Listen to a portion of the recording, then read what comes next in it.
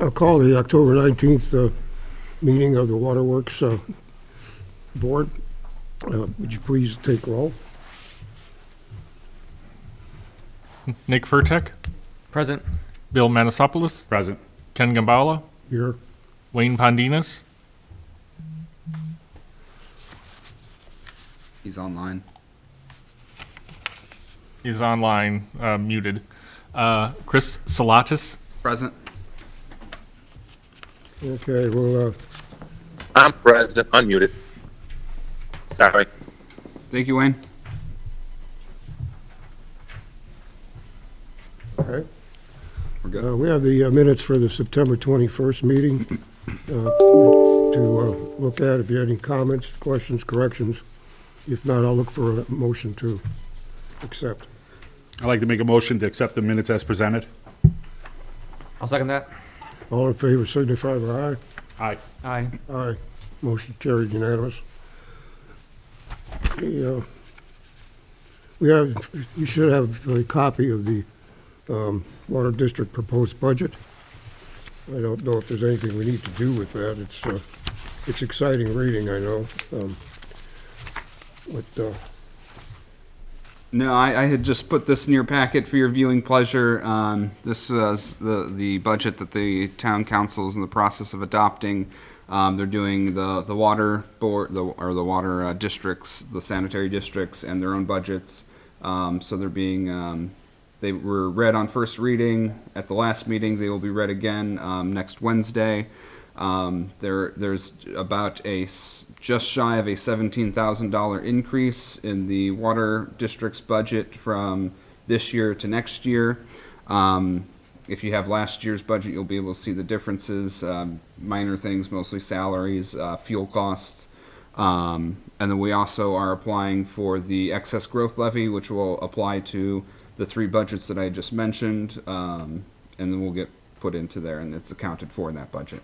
And for your own reference, the excess growth levy is because the town is growing much faster than the state average. So the state, because we have our property taxes capped at 1%, the state recognizes and limits how fast a community can grow its budget. And one of the ways around that for communities that exceed that growth by a certain amount is the excess growth levy, which the town applied for last year. We're applying for again because we continue to beat the state's average by a decent amount. I believe that's going to be just about $10,000 for the sanitary district, the water district, and then there's I think about $140,000 that the town council's general fund will see in excess growth levy funds. So if you're ever asked the question, we're growing so fast, are we taking advantage of it? We are. We're using every tool available to us that the state allows us to try and maximize and capitalize on that growth that the town's seeing. Okay. Okay, reports, correspondence, project updates. You got one? Yes, I do. The SCADA system is coming along quite nicely. As a part of the implementation, we had Austrian Electric look at the generators of the wells and the water treatment plants to see if variable frequency drives could be installed at those locations to help prevent water hammer as well as decrease our electrical costs a little bit. Right now, the wells are on or off. There's no in between. With the variable frequency drive, we'll be able to scale the pumps to the demand. So I gave you a piece of paper. It's basically a proposal from Austrian Electric to install the 3 variable frequency drives at wells 3, 4, and 5. And that's going to cost $127,280. The proposed funding mechanism would be the water bond. So, or basically we'd be folding this into the SCADA project. Now, as a part of this, I have reached out to NIPSCO. NIPSCO does do rebates, and According to my NIPSCO contact, it is $40 to $100 per horsepower of the pump. Now, because we're a government and we're talking about lift stations and wells, it has to be a custom format form for them. That's why they base it on the pump size horsepower. So they'll give us, within a couple of weeks of applying for the rebate, they'll give us a ballpark figure as it goes through their process, and then eventually they will cut a check to the town, and then it'll go back into your accounts. So that'll be one way to help offset some of this cost. Do the pumps run continuously then at variable speed, or They can be programmed for that, yes. what about wear on the pumps? If it's continuous, is there any effect, did Austin say, or, There would be a little, pump, oh, is it decrease? there'd be a little less wear and tear because you'll be slowly spinning up and slowing down the pump. So you'll have less water hammer on the valves that are inside the appropriate facilities. Right now, if a pump is running and we experience a power outage, you get this big boom. And we've had problems with valves because of that. We've busted water mains because of that. So this is one way to help ensure that we have that, minimized. It also includes bypasses. So if the variable frequency drive ever is destroyed by, we'll say, a lightning strike, the pump will still be able to turn on and off like now. So we would not be out of service.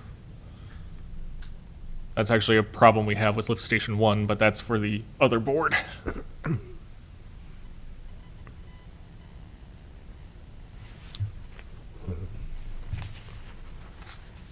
Jason, may I interrupt? Yes. Oh, okay. I don't know if you can hear me. Wouldn't that be a mechanical operation then? It could be hooked up with the SCADA system, and then SCADA system can turn it on and off and throttle it down halfway, 3/4 of the way. That's possible too, right? It's basically 50% through 100%. When you're dealing with a variable frequency drive, you have to make sure that your variable frequency drive and your pump are compatible, because some pumps are not designed to be run at a lower frequency. Think of it like a dimmer. You have a dimmer circuit and you put a normal light bulb in there, it's not going to dim correctly. Right. But Austin has looked at all of our pumps, and they said that they can get down to approximately 30 hertz, which would run, a normal pump runs at about 1,400 gallons per minute. We can get it down to maybe 1,000 gallons a minute. We might be able to get it a little lower depending upon which well we're talking about. And I think there's a cost savings too with that. If they do it now with the SCADA system, they can work it all in without having to come back and change something and add it later. You are correct. Thank you. So we're,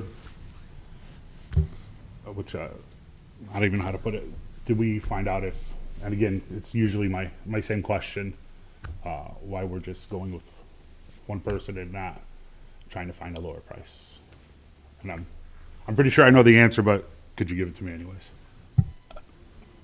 We're just recommending Austin because we've dealt with them. They already are familiar with our systems, and they're already doing the rest of the SCADA system, so it just makes sense to continue to use them. I believe the variable frequency drives that they're recommending are similar to the ones that are in Lift Station 1, but a slightly different model because it'll have the bypass.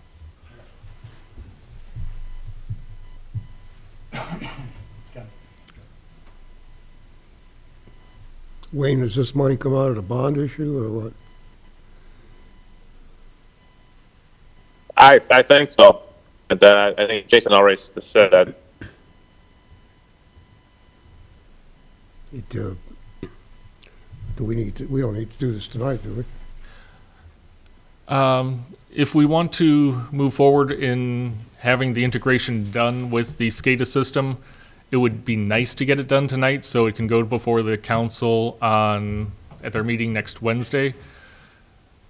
But it's up to you if you want to wait until next month to discuss it some more, think about it. Yeah, That's perfectly fine too. That's my preference. The questions I have on it, and we just got it tonight, so that's, and Yes. there's no. I literally got it not yesterday objecting to afternoon. that, It's just that, Yep. I gotta think about this. I understand $127,000 is a lot of money.